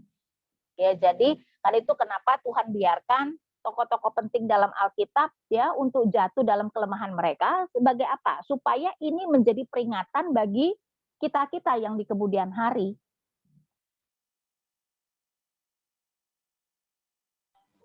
Baru tahu ya Bu Ina, berarti memang ketika Tuhan mengutus Harun itu mendampingi Musa, Tuhan punya rencana sendiri buat Harun sendiri ya Bu Ina ya? Betul. Bukan sekedar menjadi pendamping Musa saja ya? Imam itu kan dari keturunan Harun, bukan dari keturunan Musa. Noted. Terima kasih Bu. Iya. Ya, kami masih berikan kesempatan. Silakan jika masih ada pertanyaan, kami persilakan. Masih ada kah? Baik, ini ada pertanyaan dari kolom chat Ibu Ina, dari Ibu Ida Sianturi. Pertanyaannya adalah, biasanya perempuan tidak dipandang di Israel, tapi Deborah bisa jadi hakim. Apakah kelebihan Deborah itu, Bu? Nah, kita tidak diberitahukan kelebihan Deborah, dan memang Deborah adalah satu-satunya pemimpin di Israel, ya. Jadi memang pemimpin pada biasanya laki-laki. Yang boleh ada perempuan biasanya nabi, karena itu ada nabiah, Miriam nabiah, ya. Jadi kalau nabi ada perempuan itu sebenarnya tidak menjadi masalah. Nah, Deborah adalah satu-satunya pemimpin yang adalah perempuan. Karena itu kisah Deborah kemudian dipakai oleh, sebenarnya menarik ya, kita tahu bahwa di dalam kekristenan ada perdebatan mengenai kepemimpinan laki-laki kan, apakah perempuan boleh menjadi pemimpin. Nah, kisah Deborah dipakai oleh dua pihak. Mereka yang setuju seorang perempuan boleh menjadi pemimpin mengatakan tuh kan dalam catatan Alkitab ada Deborah yang menjadi seorang hakim. Sedangkan mereka yang setuju dengan kepemimpinan laki-laki mengatakan Tuhan akan membangkitkan seorang perempuan menjadi pemimpin kalau laki-lakinya seperti Barak, kurang gentleman, ya. Itu kalau laki-lakinya tidak bertindak seperti laki-laki. Karena itu mau mengatakan bahwa hanya ketika emergency, ketika para laki-lakinya tidak mau memegang kepemimpinan, ya, atau tidak mau menjadi pemimpin, maka Tuhan akan bangkitkan perempuan menjadi pemimpin. Ya, tapi kalau kenapa Deborah menjadi hakim kita tidak diberitahukan. Ya, baik, terima kasih Bu Ina, sudah terjawab ya, Kak Ida. Kami masih berikan kesempatan, silakan. Silakan Kak Ifai. Kak Ifai, aktifkan suaranya Kak, tolong di unmute-kan. Ya, silakan Kak. Ya, makasih Mentina untuk waktu yang diberikan, dan makasih Ibu Ina untuk pemaparannya tadi yang sangat jelas ya. Cuma tadi saya ada terpikir pertanyaan kira-kira begini Bu, ada dua. Tadi kan kita baca di pasal 7 ayat 15 itu bahwa Gideon meminta tanda dengan mimpi dan dengan banyak hal ya. Tapi juga di dalam Alkitab ada banyak cerita bahwa Tuhan berbicara lewat mimpi, dan bahwa pelayan Tuhan atau orang percaya juga bertemu Tuhan lewat mimpi gitu. Nah, mungkin kalau saya berpikir ya mungkin zaman dulu kali biasa ya seperti itu. Tapi di zaman sekarang apakah mendapat mimpi atau sesuatu yang dimimpikan begitu yang sepertinya jawaban doa atau apa melalui mimpi, apakah itu relevan di zaman sekarang gitu Bu? Itu saya mau tahu pendapat Ibu. Lalu yang kedua, lalu yang kedua, nah kan kalau tadi di zaman Deborah dengan Barak, orang Israel ditindas oleh Raja Sisera selama 20 tahun. Lalu di zaman Gideon tadi ditindas oleh orang Midian selama 7 tahun. Nah, kira-kira tadi Ibu sudah menjelaskan memang bahwa mereka ditindas dan diserahkan Allah kepada musuh karena mereka menyembah berhala atau tidak setia kepada Allah. Nah, kira-kira berapa lama dari sejak mereka misalnya jatuh ke dalam dosa, kan Allah nggak langsung hukum ya. Kira-kira berapa lama mereka jatuh dalam dosa, lalu Tuhan bersabar, Tuhan menunggu mungkin. Lalu Tuhan hukum mereka. Lalu Tuhan kasih mereka dijajah oleh 20 tahun oleh orang oleh Sisera. Lalu juga demikian dengan zaman Gideon, dan juga demikian pada waktu yang bulan lalu yang kita dengar dari Ibu. Nah, itu kira-kira berapa lama apanya gitu prosesnya? Cuma iseng aja sih Bu, pengen tahu. Yang saya jawab yang kedua dulu. Alkitab tidak mengatakan jadi kita tidak tahu. Saya rasa itu tergantung Tuhan. Mungkin kadang-kadang Tuhan dia agak lebih bersabar, mungkin belasan tahun atau apa, tapi ketika Alkitab tidak mengatakan kita tidak tahu, Bu. Ya, jadi kita tidak tahu sejak mereka menyembah berhala berapa lama kemudian Tuhan murka dan menyerahkan mereka ke dalam tangan musuh. Yang pertama soal mimpi, saya percaya bahwa ini juga bisa merupakan sesuatu yang tetap Tuhan lakukan. Ya, jadi di dalam PL, cara Tuhan berbicara itu biasanya memang bisa langsung berhadapan, maksudnya langsung bukan melalui mimpi dan penglihatan, tapi itu hanya kepada Musa. Yang lain nabi-nabi biasanya melalui penglihatan atau mimpi. Nah, apakah mimpi bisa? Sampai sekarang saya percaya bisa ya. Bahkan saya pernah bertemu dengan 2 orang yang tadinya Islam. Mereka itu bertobat bukan karena diinjili oleh orang Kristen, tapi mimpi ya. Sering sekali dikatakan mimpi Tuhan Yesus datang dalam cahaya putih dan kemudian mereka bertobat dan rupanya itu cukup sering. Dan saya langsung bertemu dengan 2 orang yang secara langsung, maksudnya mereka adalah benar-benar orang yang karena mimpi itu kemudian bertobat. Biasanya itu adalah orang-orang Islam yang cukup keras ya, sehingga mungkin tidak mau mendengarkan Injil dari orang lain, dari orang Kristen, karena itu cara Tuhan melakukan seperti itu. Jadi sampai zaman sekarang, Tuhan tetap bisa berbicara melalui mimpi. Dan saya rasa ya memang tidak menjadi masalah kan, Tuhan bisa melakukan apapun yang dia mau lakukan. Apalagi mungkin ya bangsa-bangsa yang belum ada missionary atau suku-suku terpencil, bisa saja Tuhan itu kemudian menginjili mereka secara langsung melalui mimpi. Ya, jadi dalam hal itu bisa. Apakah kita yang sudah sebagai orang Kristen Tuhan bisa berbicara kepada kita melalui mimpi? Bisa, kenapa tidak? Kan Alkitab tidak pernah mengatakan bahwa Tuhan tidak lagi berbicara melalui mimpi.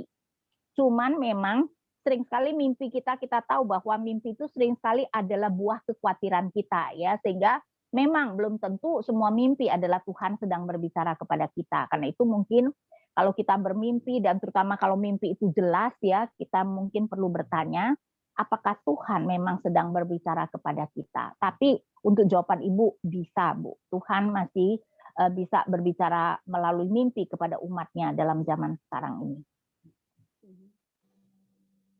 Oke, baik Ibu, terima kasih. Oke. Baik, selanjutnya saya bacakan dulu pertanyaan yang ada di kolom chat. Pertanyaan dari Ibu Neni Saragi. Mengapa Allah kelihatannya berubah sikap di Perjanjian Lama dan di Perjanjian Baru dengan mengizinkan umatnya membunuh semua orang yang menjadi musuh?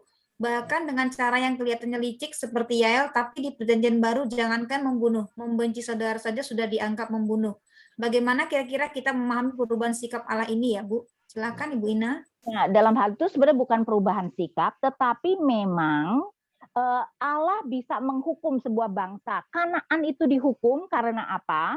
Kalau kita baca ya, saya bacakan apa yang Tuhan katakan kepada Abraham, Kejadian 15. Kejadian 15 ayat 16 ini diberitahukan kepada kita kenapa Tuhan kemudian menyuruh membasmi seluruh orang Kanaan. Kejadian 15 ayat 16. Tetapi keturunan yang keempat akan kembali ke sini, jadi berbicara tentang Abraham bahwa keturunannya akan pergi ke negeri asing dianiaya 400 tahun, tetapi keturunan yang keempat akan kembali ke sini, sebab sebelum itu kedurjanaan orang Amori itu belum genap. Berarti ketika nanti Tuhan menyuruh Israel membunuh orang-orang Kanaan karena kedurjanaan mereka sudah genap. Jadi Tuhan itu memakai Israel menjadi alat penghakiman Tuhan kepada orang-orang Kanaan yang kefasikan mereka itu sudah sampai puncaknya. Jadi itu adalah cara Tuhan menghukum orang Kanaan. Apakah Tuhan tidak akan melakukannya pada zaman PB? Iya, coba lihat kitab Wahyu. Bukankah sama Tuhan akan menghukum bangsa-bangsa, bahkan seluruh bumi, dunia ini akan kiamat. Tuhan akan membunuh semua manusia. Jadi dalam hal ini mau menandakan bahwa Allah adalah Allah yang memang berhak untuk menghukum siapa juga. Jadi apa yang Israel lakukan kepada atau Tuhan lakukan melalui Israel kepada orang Kanaan, ibu-ibu itu hanyalah bayang-bayang tentang apa yang akan Tuhan lakukan pada akhir zaman. Jadi Tuhan tidak pernah berubah. Tuhan kita adalah Tuhan yang adil. Pada akhirnya Tuhan akan meminta pertanggungjawaban seluruh bangsa, ya. Dan Tuhan itu bisa menghukum. Nah, di zaman sekarang kata siapa Tuhan tidak mungkin menghukum seperti itu? Masalahnya kita tidak diberikan wahyu khusus untuk memberitahu bahwa apa yang terjadi Tuhan sebenarnya sedang menghukum bangsa itu. Jadi jangan berpikir bahwa Tuhan tidak bisa menghukum, misalnya dengan adanya pandemi COVID. Siapa bilang atau dari mana kita tahu bahwa itu bukan hukuman Tuhan? Bisa saja itu bahkan Tuhan sedang menghukum seluruh manusia di muka bumi ini. Walaupun hukumannya belum seberat nanti tentu saja seperti di dalam kitab Wahyu. Tapi Tuhan adalah Tuhan yang adil, ibu-ibu, dan Dia boleh dan berhak untuk menghukum bangsa manapun juga. Ya, jadi penghukuman terhadap bangsa Kanaan itu hanyalah bayang-bayang dari apa yang akan Tuhan lakukan pada akhir zaman nantinya. Jadi Allah kita adalah Allah yang tidak berubah. Nah, ketika Israel menjadi alat penghakiman, mereka tidak salah. Tapi bukan berarti sebenarnya di dalam PL ketika dikatakan jangan membunuh, sebenarnya 10 hukum adalah hukum kasih. Jadi ketika Tuhan mengatakan jangan membunuh, juga berarti kita seharusnya melakukan yang menjadi kasih, yaitu kita seharusnya mengupayakan kesejahteraan saudara seiman kita atau seluruh manusia. Karena itu Tuhan Yesus bukan memberikan perintah baru. Tuhan Yesus mengembalikan makna dari Taurat. Jadi Tuhan Yesus mau mengatakan hukum jangan membunuh bukan hanya berarti kita tidak boleh membunuh, tapi kita juga tidak boleh membenci sesama kita. Jadi sekali lagi, Tuhan Yesus itu bukan memberikan hukum yang baru mengenai jangan membunuh, tapi mengembalikan arti jangan membunuh karena 10 hukum itu adalah hukum kasih, mengasihi Allah dan mengasihi sesama. Jadi sebenarnya hukum Tuhan tidak berubah dan Tuhan tentu saja tidak berubah. Ya, baik, terima kasih Bu Ina atas penjelasannya. Sebelum satu pertanyaan langsung, saya bacakan satu lagi pertanyaan dari kolom chat ya. Nanti setelah ini jika masih ada pertanyaan boleh disampaikan. Dari Ibu Astri Simanjuntak. Pertanyaannya di sini jelaskan yang pasti Gideon adalah orang-orang pilihan Tuhan ya Bu. Jadi penyebab kegagalan Gideon itu apakah karena dia tidak memelihara hubungannya dengan Tuhan sehingga kesombongan menguasai dirinya?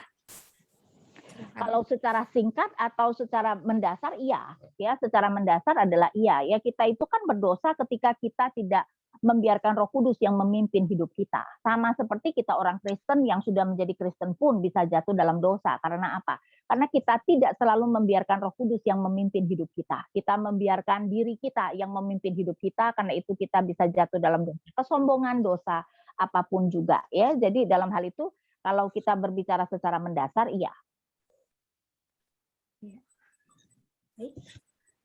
Masih ada pertanyaan ibu-ibu?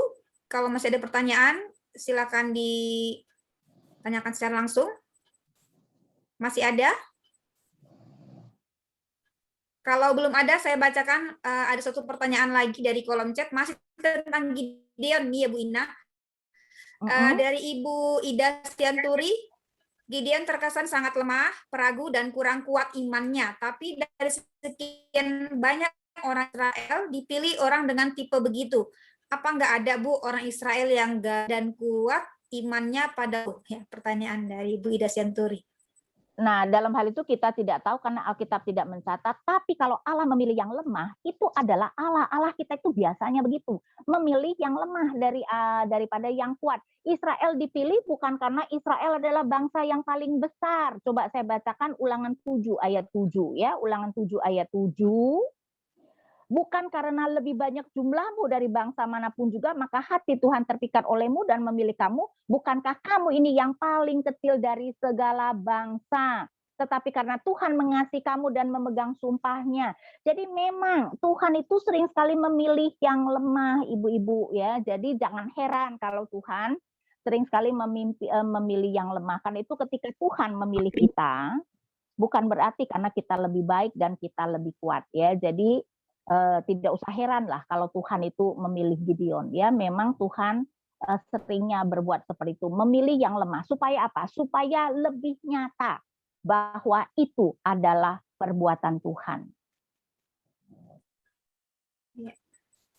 Baik, terima kasih Bu Ina. Silakan ibu-ibu, kita masih ada waktu. Kita ada satu Mak Kay.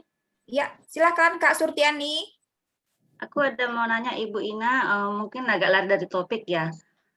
Itu bangsa Israel yang sekarang, apakah sama dengan bangsa Israel yang di dalam kitab Alkitab kita? Terus itu mereka sekarang kan lagi menyerbu kota Palestina. Apakah mereka mau merebut itu Palestina kan memang itu kota Kanaan yang diberikan Tuhan kepada Abraham dan keturunannya. Apakah mereka mau merebut itu sekarang, makanya mereka memborbardir Gaza, Bu? Terima kasih, Bu.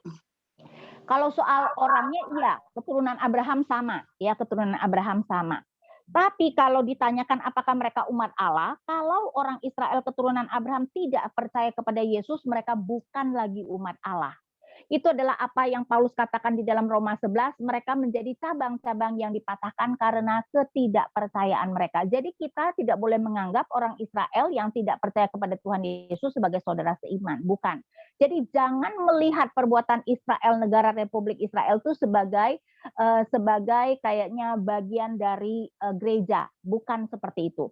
Nah, apa yang terjadi di Israel sekarang adalah masalah politik. Mungkin ada orang-orang Israel yang tetap melihat ya bahwa itu adalah tanah yang diberikan Tuhan kepada mereka dan mungkin karena itu mereka berperang, tapi sebenarnya kebanyakan yang terjadi itu adalah masalah politik ya. Jadi kalau ditanya kenapa ya harus bertanya kepada mereka kali ya. Saya ya tidak mengerti. Ya, tetapi kita orang Kristen tidak boleh lagi melihat Israel, maksudnya negara Israel itu sebagai saudara seiman. Kalau mereka tidak percaya kepada Tuhan Yesus, mereka bukan bagian dari gereja. Walaupun di satu pihak kita perlu berdoa supaya banyak orang Israel itu percaya kepada Tuhan Yesus, karena bagaimanapun juga kita berhutang Injil kepada orang Israel ya. Keselamatan adalah dari bangsa Yahudi, kata Tuhan Yesus. Dan betul Tuhan Yesus walaupun dia adalah Allah, tapi dia lahir sebagai manusia juga, dan dia lahir dari bangsa Yahudi. Karena itu dalam hal itu kita berhutang Injil kepada orang Yahudi. Karena itu sudah sepantasnya kita berdoa supaya orang-orang Yahudi yang belum percaya kepada Tuhan Yesus mau percaya kepada Tuhan Yesus. Tapi selama mereka tidak percaya, mereka bukan saudara seiman kita. Jadi jangan anggap apa yang terjadi dengan Israel dan Palestina sebagai bagian dari gereja. Tidak ya, itu adalah politik dari dua negara. Terima kasih, Bu. Oke. Sudah terjawab ya Kak Surti. Baik, Ibu-Ibu, kita masih ada waktu 10 menit lagi. Kalau masih ada pertanyaan ataupun sesuatu yang didapat boleh disampaikan. Silakan, Eda Winda. Bu, satu lagi di luar topik juga. Apa ya Bu perbedaan orang Yahudi, orang Israel, orang Ibrani begitu? Itu kan kadang-kadang mix disebut-sebutkan dalam Alkitab gitu Bu. Bedanya apa ya Bu? Nggak ada bedanya. Ya, jadi itu cuma sebutan-sebutan yang berbeda. Tapi sebenarnya mau berbicara tentang orang-orang yang sama. Ya, jadi orang-orang Israel, keturunan Abraham. Oke, Bu, terima kasih. Oke. Baik, masih ada Ibu-Ibu, silahkan. Mungkin bukan hanya pertanyaan, tetapi mungkin ada sesuatu hal yang bisa didapat dari pembelajaran kita hari ini. Mungkin ada beberapa hal yang bisa juga dibagikan. Silahkan. Masih ada waktu kita ya. Ada Ibu Ipai itu. Kak Ifai, ya silakan Kak Ifai. Di-unmute dulu Kak. Maaf ya, saya banyak bertanya ya Ibu Ina, maaf sekali. Oh, nggak masalah, Kak, silakan. Iya, jadi gini, saya tergelitik dengan apa yang tadi ditanyakan oleh Kak Ida mengenai posisi mengapa wanita dipilih oleh Tuhan, dan di zaman sekarang ada banyak pro dan kontra. Ada yang kubu seperti yang Ibu sebutkan tadi, ada yang kubu mengatakan, ya iya karena laki-lakinya peragu, maka Tuhan angkat wanitanya gitu. Tapi ada juga yang memang itu untuk yang membela itu ya Bu ya, bahwa memang wanita sebaiknya tidak disiapkan dalam kepemimpinan gitu ya. Ada dua kubu yang sepertinya berlawanan. Dan saya pernah terlibat dalam pembicaraan seperti itu, dan saya sepertinya saya tidak tahu di mana saya harus berdiri dan apa kebenaran yang harus saya pegang gitu. Karena terus terang saya merasa di Alkitab juga di dalam Perjanjian Baru juga Tuhan membuat wanita-wanita yang kaya, Febe ya kalau nggak salah ya, yang dia akhirnya dipakai Tuhan untuk menolong pelayanan Paulus ya Bu ya kalau nggak salah ya, atau Yohanes, saya lupa. Nah maksud saya menurut Ibu Ina sendiri, Ibu kira-kira mau berdiri di standpoint yang mana gitu loh. Apalagi zaman sekarang kan banyak wanita-wanita pinter, seperti Ibu udah PhD dan mungkin bisa memimpin, memberikan nanti masukan-masukan dan segala macam itu. Bagaimana menurut Ibu? Oke, pertama-tama Bu, saya bukan PhD ya, saya Master of Theology. Nah, dalam hal itu pegangan saya percaya bahwa Tuhan memang mengendaki laki-laki sebagai pemimpin.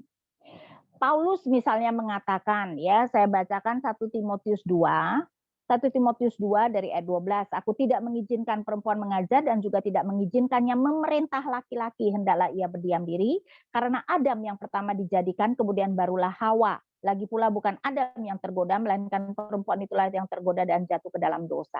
Nah, contoh atau alasan yang diberikan Paulus adalah penciptaan, berarti ini adalah sesuatu yang universal, bukan berdasarkan kontekstual budaya. Karena itu saya percaya Tuhan menghendaki pemimpin dalam gereja terutama itu adalah laki-laki. Karena itu kata penatua, Bapak Ibu, baik di PL maupun di PB tidak pernah muncul dalam bentuk feminin. Ya, jadi penatua, dan sedangkan gereja itu seharusnya diperintah oleh penatua yang mengajar dan penatua yang memerintah. Penatua yang mengajar itu adalah apa yang kita sebut sebagai hamba-hamba Tuhan. Penatua yang mengajar adalah penatua yang bukan hamba Tuhan, dan semuanya kelihatannya yang mau ditekankan laki-laki. Tapi bukan berarti Tuhan tidak memakai perempuan sebagai penolong.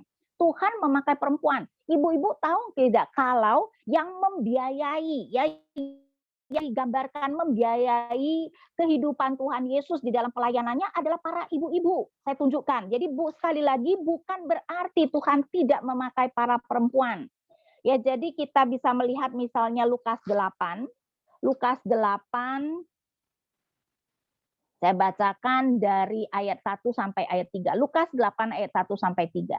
Tidak lama sesudah itu Yesus berjalan berkeliling dari kota ke kota dan dari desa ke desa memberitakan Injil Kerajaan Allah. Ke-12 muridnya bersama-sama dengan dia, dan juga beberapa orang perempuan yang telah disembuhkan dari roh-roh jahat atau berbagai penyakit, yaitu Maria yang disebut Magdala yang telah dibebaskan dari 7 roh jahat. Nah, gereja sering sekali salah menafsirkan, berpikir Maria Magdalena adalah perempuan pelacur. Bukan.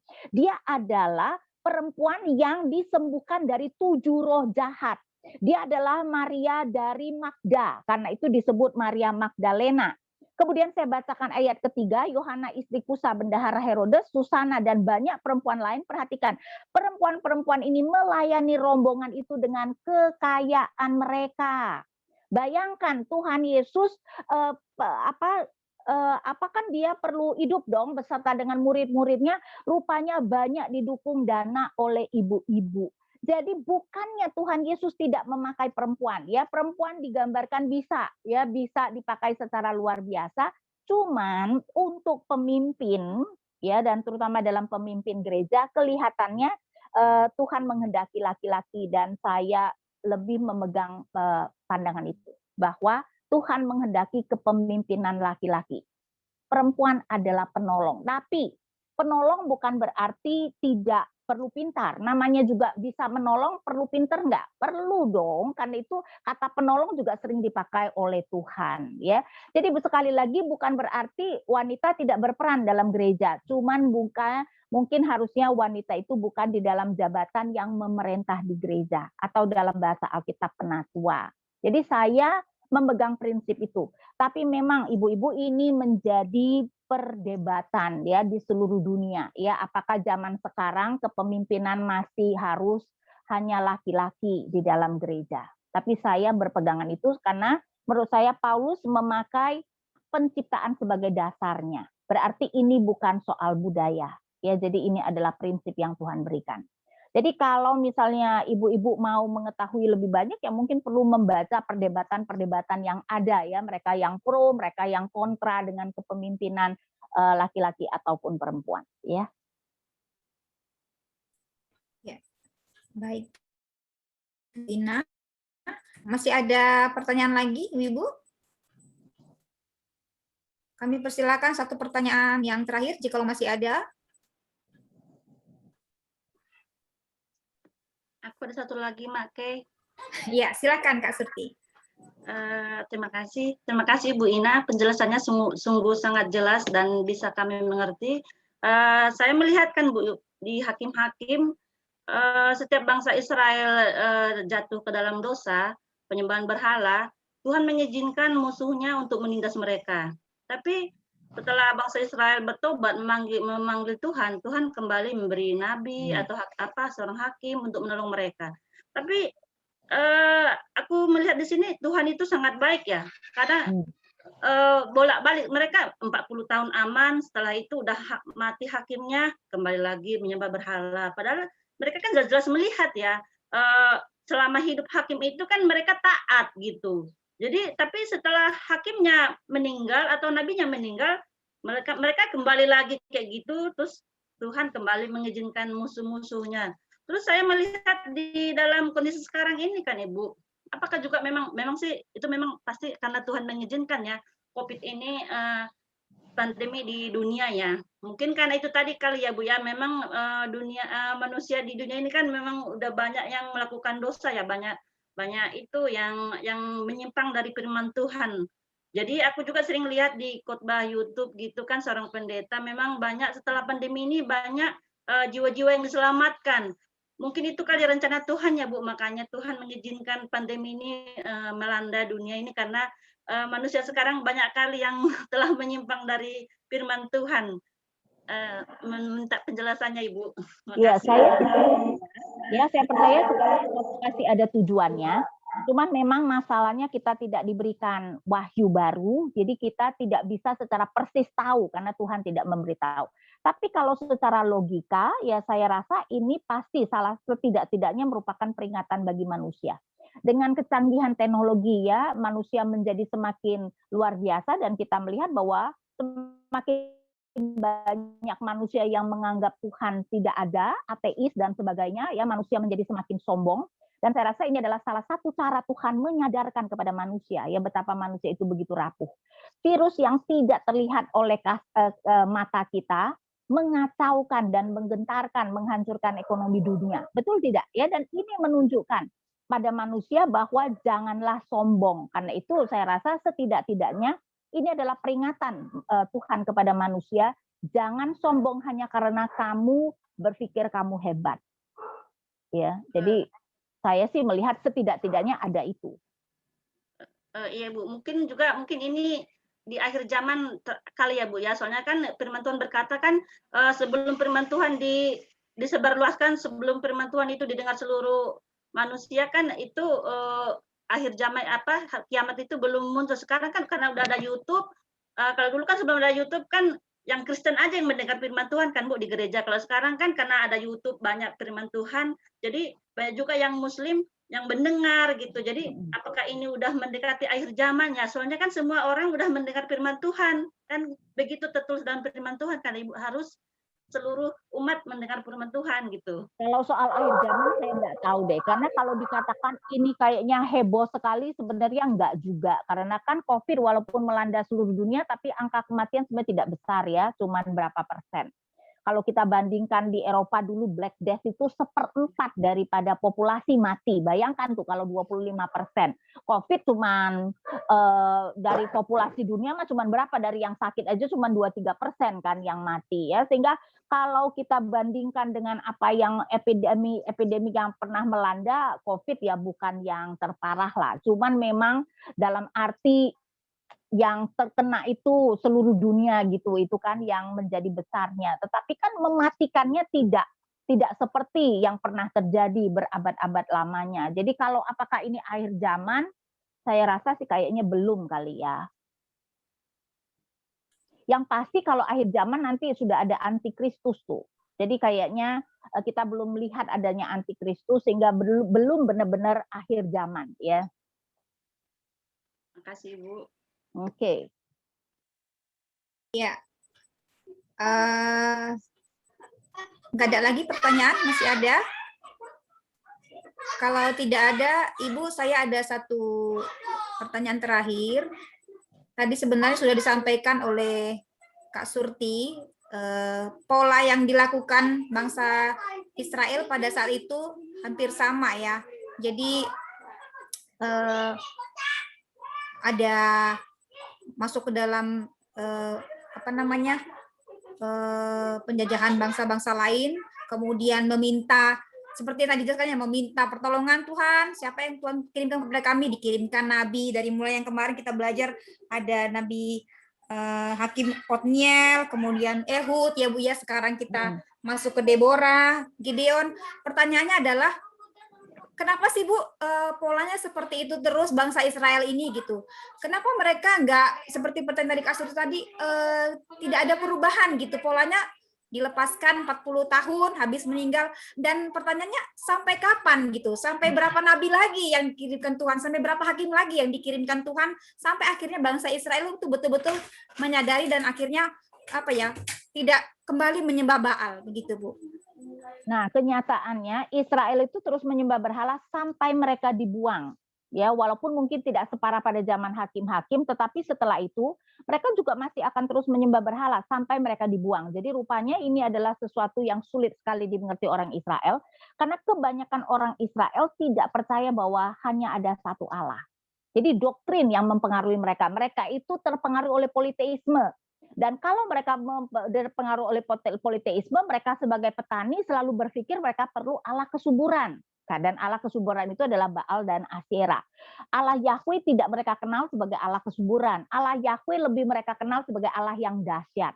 Karena itu doktrin politeisme mereka yang mempengaruhi mereka sehingga mereka selalu menyembah berhala. Jadi kalau kita lihat dalam catatan sejarah, sampai mereka dibuang, baru nanti mereka benar-benar percaya hanya ada satu Allah. Jadi memang, dan ini menunjukkan ya doktrin kita sangat mempengaruhi tindakan kita ya, dan kebanyakan orang Israel mempunyai doktrin politeisme bukan monoteisme. Baik, terima kasih Bu Ina atas pemaparan diskusinya, dan terima kasih juga buat teman-teman ibu-ibu yang sudah ikut dalam sesi diskusi. Kami persilakan Ibu Ina untuk menutup sesi diskusi kita, Bu. Baik, mari kita berdoa. Bapa kami yang di surga, kami bersyukur Bapa jika kami boleh melihat Hakim Deborah dengan Yael yang Tuhan berikan dan Tuhan berkati dan berikan kehormatan, serta Hakim Gideon yang sayangnya memulai dengan baik tetapi tidak berakhir dengan baik. Dan kiranya melalui semuanya ini kami juga diingatkan Tuhan pertama-tama untuk melihat apapun yang terjadi dan terutama kisah-kisah Alkitab dari perspektif penulis, bukan dari perspektif kami sendiri. Dan itu berarti juga memandang apa yang terjadi di dunia, kami boleh harus belajar melihatnya dari perspektif Tuhan.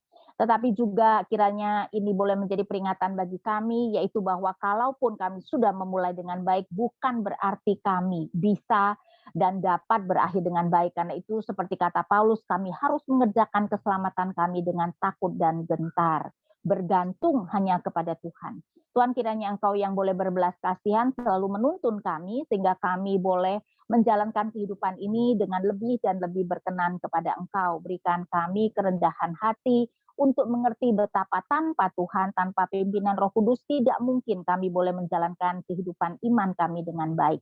Tuhan kiranya berkati setiap kami yang mendengarkan firman-Mu, dan kami berdoa hanya di dalam nama Tuhan kami Yesus Kristus. Amin.